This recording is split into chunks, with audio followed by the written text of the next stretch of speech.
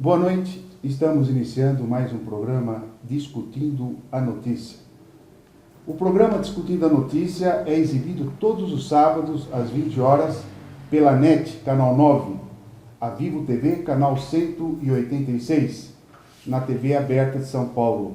E também você pode acompanhar o programa pelo site da TV Aberta, que é o www.tvaberta.tv.br. E eu me sinto muito feliz hoje, porque temos duas pessoas importantes no programa, e queria dizer que nós fazemos desse programa e lutamos por uma cidadania. Fazemos dele uma tribuna livre para discutir os problemas brasileiros, pois achamos que a democracia é a alternância de poder, portanto, é o melhor sistema de governo que temos hoje no Brasil. E os assuntos são muito peculiares que nós vamos discutir nesses programas desse mês, mas eu gostaria de fazer um approach inicial que vocês vão entender no decorrer do assunto. Eu sinto que o homem, ele é verdadeiramente homem quando ele segue o seu sentir, ele segue aquela experiência espiritual que ele é uma centelha divina, porque quando ele está por essa centelha, ele tem princípios. Quando ele esquece essa centelha e fica um homem mais material, aí materialmente ele se transforma um ego. E o ego é, eu quero isso para mim, eu quero aquele para mim, é tudo para ele e nada para os outros. E, de uma certa forma, é o que nós sentimos hoje falta na política brasileira. Isto é, na história republicana do Brasil, nós não conhecemos um número de tantas corrupções que ocorrem no país hoje. Há alguém que diga que nunca houve uma liberdade de imprensa. Vai me desculpar, não é verdade. O volume de corrupção da segunda-feira até no domingo é estonteante o que nós estamos vendo. Quero apresentar os convidados que vão fazer parte desse programa. Do meu lado esquerdo, o Afanásio Jazati, radialista, advogado, jornalista e exerceu o mandato de deputado estadual entre 1987 e 2007, com 5 eleições seguidas. Portanto, eu acho que o Afanásio ele tem uma experiência e uma leitura do que nós estamos vivendo no Brasil e fará comentários importantes no nosso programa. Boa noite, Afanásio. Muito boa noite, professor. É um prazer estar aqui no seu programa. E o senhor fez uma abordagem muito importante, porque lamentavelmente, alguns pseudo-homens públicos, eles não ingressam mais na política para servir. Mas, como as próprias manchetes de jornais denunciam diariamente, de domingo a domingo, estão no poder público, nos órgãos públicos, apenas para se servirem, ou seja, para meterem a mão, para roubar, para mergulhar de cabeça nos cofres públicos. Alguns, com suas gangues, com seus comparsas, eles tomam prefeituras, governos estaduais, praticamente como ladrões agindo com gazu e picareta, para arrebentar cofres. Então, como o senhor bem lembrou também, na história do país, quer dizer, se nós fizermos um levantamento desde a época da coroa, desde o império, nunca se roubou tanto, mas tanto. E exemplo cristalino, presente, eloquente, é agora com essa Copa do Mundo. Quer dizer, há tantos anos o Brasil foi escolhido para sediar a Copa do Mundo de 2014 e praticamente nada foi feito. Quer dizer, a Copa do Mundo está aí e nós não tivemos a competência, não é? A competência e a vergonha, isso eu digo dos responsáveis por darem sequência a essas obras que precisavam ser feitas, não é? Obras de infraestrutura e estádios elaborados de uma forma, projetados com um X de reais, eles praticamente foram super avaliados, foram super faturados. E pior, a filha de Roberto Teixeira, antigo presidente da CBF, neta de João Avelange, chegou a dizer, com a maior cara de pau, ela que é também do comitê organizador da Copa, o que tinham que roubar, já roubaram. Veja que disfarçatez. Meu Deus. Quer dizer, se estivéssemos, lamentavelmente, se estivéssemos num país sério, essa madame seria presa imediatamente para contar, apontar, indicar como essa dinheirama sumiu. Então falam com a maior cara dura, como se fosse a coisa mais comum do mundo, como se estivesse atravessando uma rua. Não, o que tinha que ser roubado já foi. Então, professor, nós estamos vivendo uma crise ética, uma crise moral. Então, homens... Sem precedentes. Sem precedentes na história do Brasil. Sem precedentes. Agora, as eleições estão aí. Será que alguma coisa vai mudar? Eu, sinceramente, com a experiência de 20 anos consecutivos como deputado estadual, aqui em São Paulo, e sabendo como nos bastidores as coisas acontecem, lamentavelmente eu acho que nada vai mudar. Nada vai mudar, porque os bandidos, os malandros são sempre os mesmos, são tubarões, têm muito dinheiro para comprar as suas eleições ou reeleições e dessa forma vão se perpetuando numa política porca, suja e que só infelicita o nosso país. Eu tenho um grande amigo, diretor do Santos Futebol Clube, e conversando com esse amigo essa semana, ele disse: Vicente, o Santos está numa situação precária financeiramente, porque nós estamos com quase 450 milhões de dívida. E eu perguntei para ele, e os euros que vieram da venda do Nilmar? Não, de outros tantos jogadores, não foi só o Neymar que e o Santos ele disse, vendeu, né? Vicente, foi apresentado a conta para o Conselho do Santos e o Conselho aprovou. 40 milhões. E exato. O dinheiro sumiu absolutamente. Então, eu fiz um trocadilho com ele e eu gostaria que você complementasse isso. Eu falei, bom, eu vejo então o governo lá em cima roubando. Fez a Copa os estádios. O time aqui que está com o jogador também está roubando, está com 4 meses atrasados o pagamento do time do Santos Futebol Clube. Então, veja bem, as duas pontas podres, dá para imaginar o superfaturamento que aconteceu na Copa. Professor, dizem que o exemplo... Mas dizem que o exemplo vem de cima. O exemplo vem de cima. Agora, nesse caso, os times de futebol, então, quando se enxerga os seus diretores, seus conselheiros, geralmente são pessoas ilustres da comunidade, são torcedores, industriais, comerciais. Não, mas são geralmente né? são empresários até muito bem sucedidos, né? Então você fala, bom, eles vão emprestar um pouco da sua experiência para ajudar esse clube, essa coisa toda.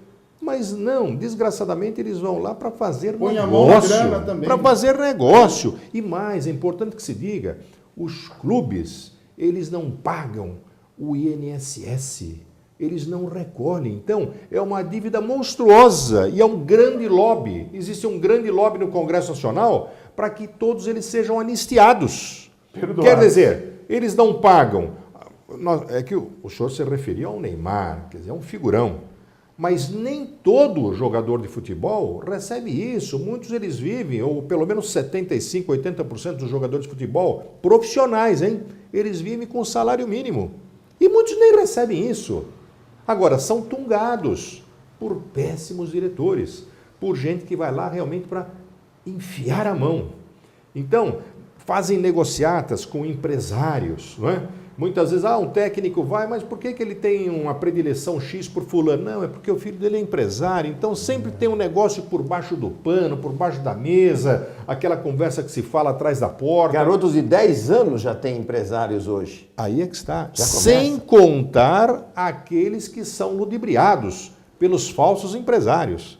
Então, o sujeito da periferia, ele é tirado lá do campinho de várzea e recebe de um vigarista a promessa de que vai transformar aquele garoto num grande astro do futebol, da bola. Um bilionário do futebol. Bilionário. E aquela família chega até a vender a televisão, a geladeira para pagar. Não, eu vou levar no grande centro, vai treinar num grande time. O garoto é explorado, às vezes até sexualmente, como já ocorreram alguns casos aí, não é? Então, nós estamos vivendo realmente uma crise de identidade. De identidade, o senhor lembrou bem. Não, de identidade, de moral. Viu, Afanásio? Eu queria só colocar um negócio que vocês, pelo que vocês falaram no começo, até uma brincadeira aqui, brincadeira de mau gosto que a gente estava fazendo aqui nos bastidores. A gente fala assim, uma fraude, milhões.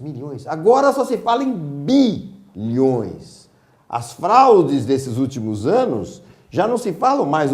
Nós lemos aqui que o juiz Nicolau, já está solto, tem 85 anos. Conseguiu um indulto. O indulto. A fraude dele na época era de 190 e tantos milhões, 160, que hoje deveria estar por volta de 500, 600.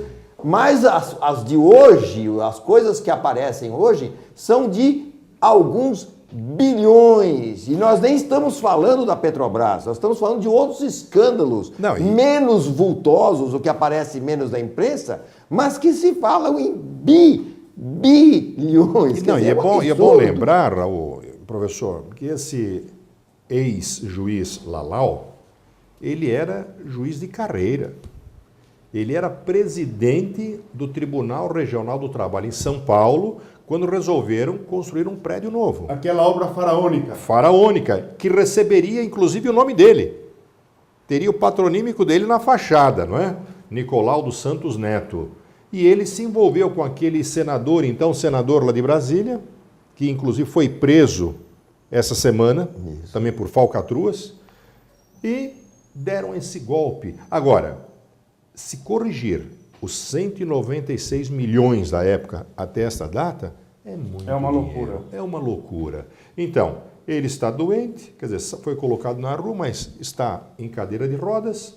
Foi colocado na rua. Sim, a presidenta assinou lá um dispositivo, tal, que pela idade, por ter já cumprido um X da pena, então tem que ir para casa. Agora, e o dinheiro? Quer dizer, só confiscaram dele um apartamento de cobertura em Miami e uma Lamborghini. Mas e o resto? E o resto? Quer dizer, agora então está na rua, está livre, mas ele e família vão sim, vão se servir. O crime valeu a pena nesse Valeu caso. a pena. Lementavelmente. Em muitos casos. Lamentavelmente. Lembramos a causa da Georgina de Freitas. Lamentavelmente, o crime aqui no Brasil, infelizmente, está compensando para certas figuras. Eu quero aproveitar o ensejo também de apresentar o jornalista, radialista. Eu já sou da casa, né? Já estou apresentado. Formalmente apresentado. Mas é que é uma honra muito grande a gente ter o Afanásio Azad, porque o Afanásio, além de ser um expert na questão da segurança pública, é um conhecedor profundo de todas as coisas que acontecem no Brasil. Lê muito, estuda muito e tem os seus anos de experiência onde ele consegue discernir coisas que grande parte dos jornalistas e dos comentaristas não consegue alcançar. O alcance do Afanásio é fantástico, por isso quanto mais ele falar é muito bom, porque esclarece muito aos nossos telespectadores. E nós vamos fazer um bate-bola num assunto que é um assunto pertinente. Crise de ordem no Brasil. Nós temos uma crise de governabilidade. As greves que estão ocorrendo em todo o Brasil, crise na saúde, crise na segurança. Muito bem. Quando Lula diz, lá em Portugal, que o julgamento do mensalão foi político, é o mesmo que dizer que o STF não realizou o julgamento do mensalão corretamente.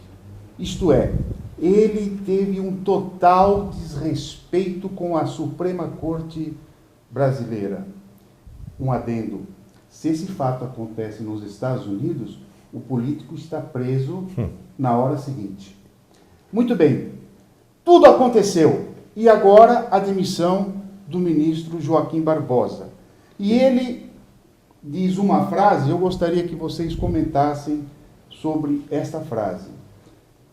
Diz Joaquim Barbosa: somos o único caso de democracia que, condenados por corrupção, legislam contra os juízes que os condenaram. É uma triste realidade. É uma triste verdade. Terrível. Agora, professor, veja só. O ex-presidente Lula, eu tenho dito por onde passo, tenho escrito nos meus posts na internet, ele tem que parar de beber iogurte. Iogurte está fazendo mal para ele. Não pode. Então, veja, ele, me desculpe o termo, numa patada só, ele quer aniquilar o STF.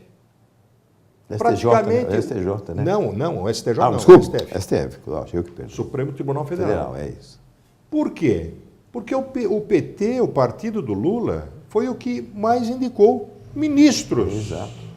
E quer que o STF seja um braço do PT. Exatamente. Já está em maioria hoje. Quer dizer, é um poder, o Estado são 3 poderes: o executivo, o legislativo e o judiciário. Esses poderes, segundo a própria Constituição, eles têm que existir de forma harmônica e independentes.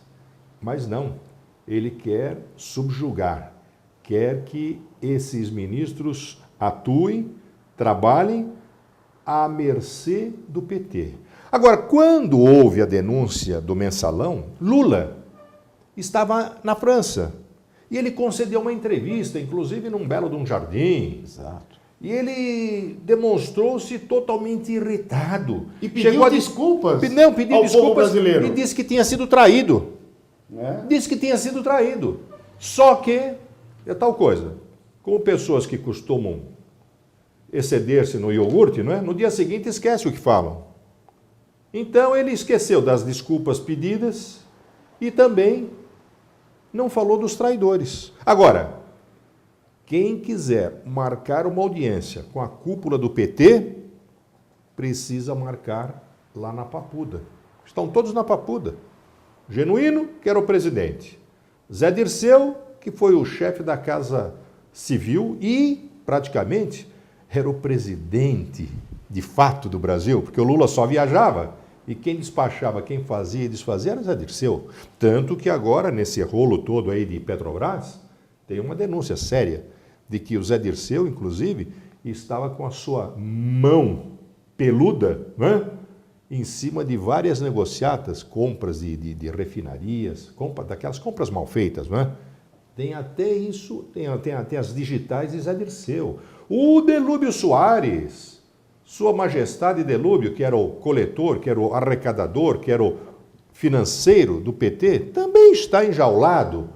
Quer dizer, o Lula queria o quê? Que o próprio Supremo fizesse vistas grossas. E um detalhe, PT vai ao STF contra a decisão de Barbosa de impedir mensaleiros de trabalhar fora da cadeia. E o Barbosa diz que, sem cumprir 1/6 da pena, ele não pode sair. Mas está na lei. Isso aqui é Mas está na lei.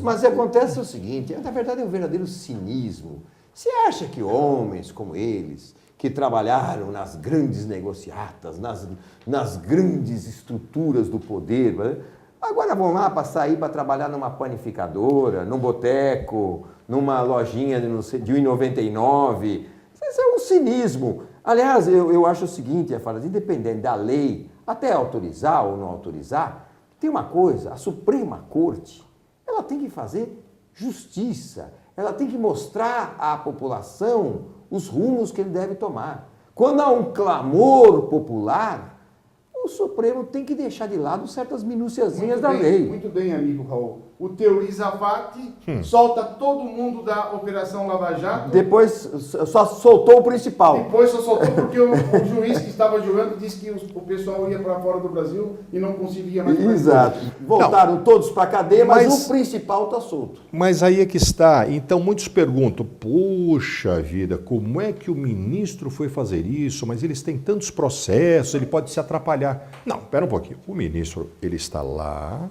mas ele tem suas dezenas de assessores.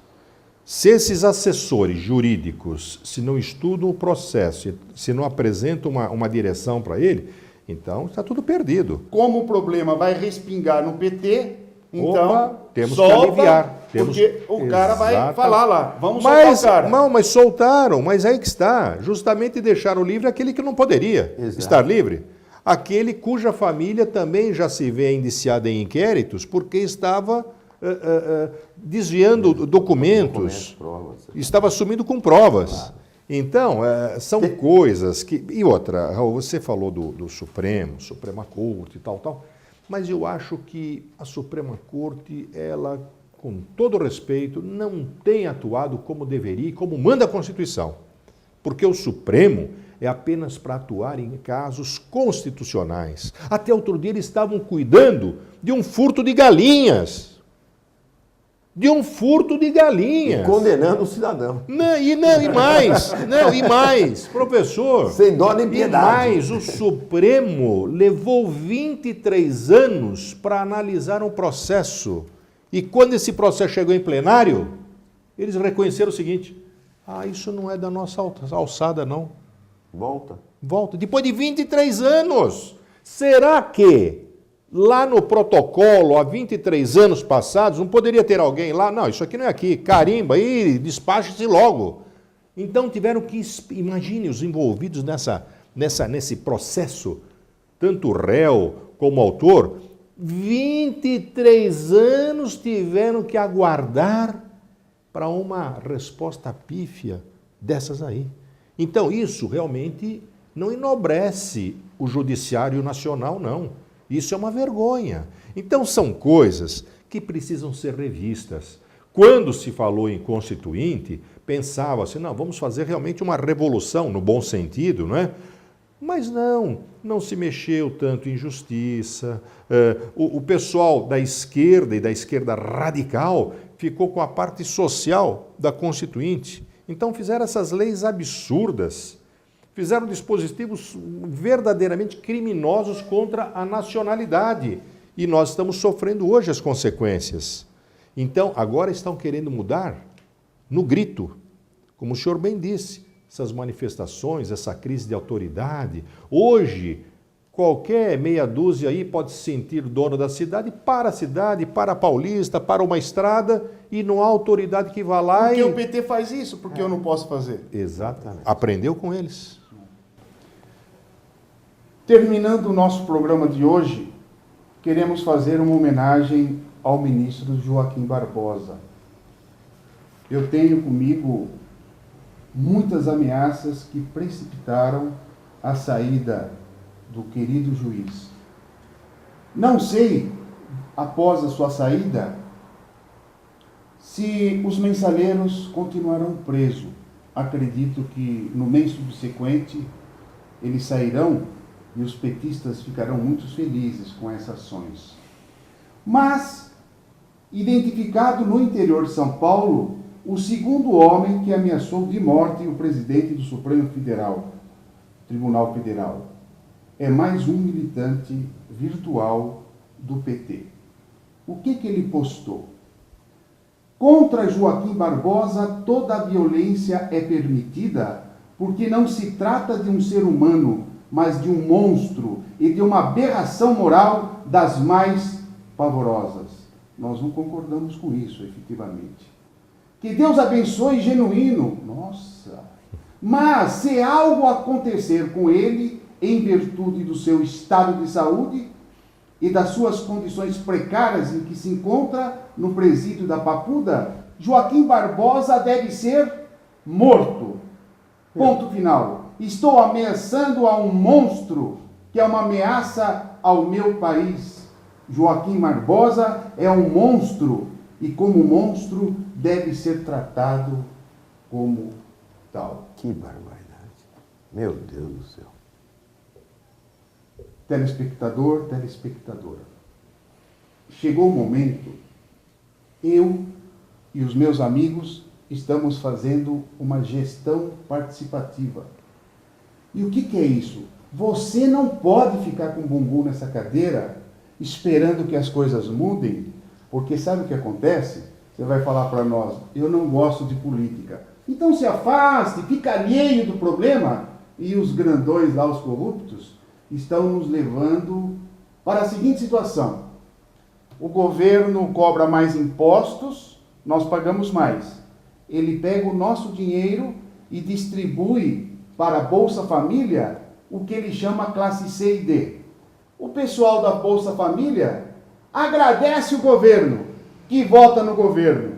Nós queremos colocar o nosso candidato, não conseguimos, porque os que recebem Bolsa Família no país são minoria, não se esqueçam disso. Isso quer dizer o seguinte: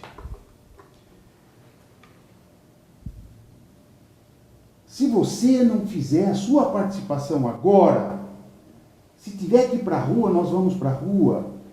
Se não fizer isto, quando acordar lá na frente, como a Venezuela acordou, já foi. Não dá mais para mudar isso. O caldo entornou. A classe D, E, F, G, H uniram-se com um governo que usa o dinheiro da classe média, média alta e classe rica para fazer o que ele quer. Você gosta disso? Acredito que não. Portanto, fica esse recado. Eu sou apartidário. Não estou querendo aqui criticar A, B, C. Eu estou querendo colocar os pingos nos is e dizer a você que o país não pode aceitar mais o volume de corrupção que está acontecendo. Vamos para o nosso break.